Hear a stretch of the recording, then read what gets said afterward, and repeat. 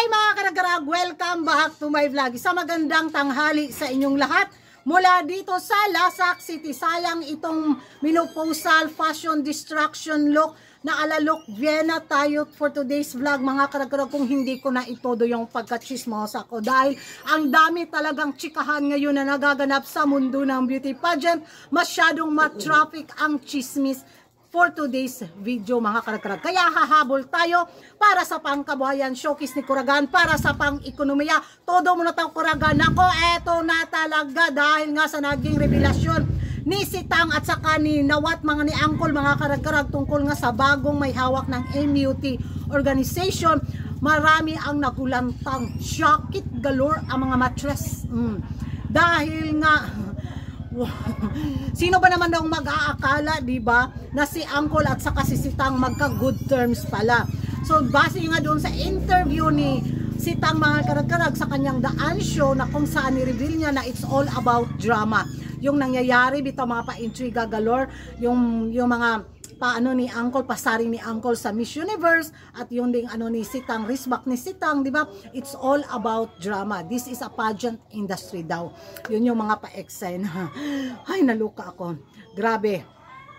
Kaya marami mga fans at mga chismos at mga chismosa ang nadismaya sa naging desisyon ng Miss Universe organization.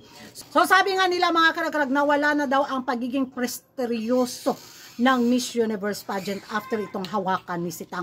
Lalo na daw ngayon na nagmukha na naman daw ang circus ang Miss Universe dahil nakisali na naman daw si Angkol at parte na siya ng sirkulasyon ng Miss Universe. So ano na lang daw yung aabangan natin, kundi mga pa circus na lang daw na mga resulta, mga walang kakwenta-kwenta, mga kaganapan na mag-online selling na lang daw.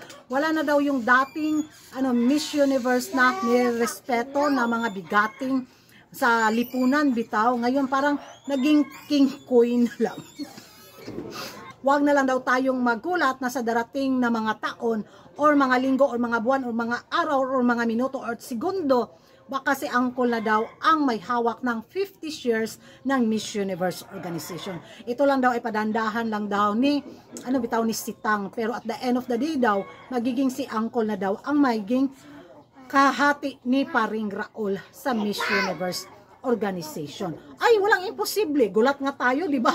How much more pa kaya sa susunod na mga hakbang na gagawin nila. So, ang Miss Universe na lang daw ngayon, it's all about yung mga production na lang daw yung tinitingnan ng mga tao. It meaning daw sa mga pa-advokasya, walay na daw talaga.